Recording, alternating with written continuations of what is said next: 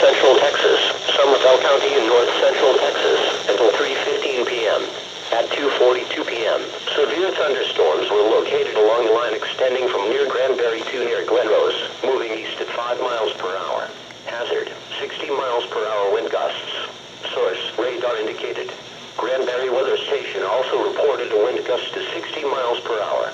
Impact, expect damage to roofs, siding, and trees.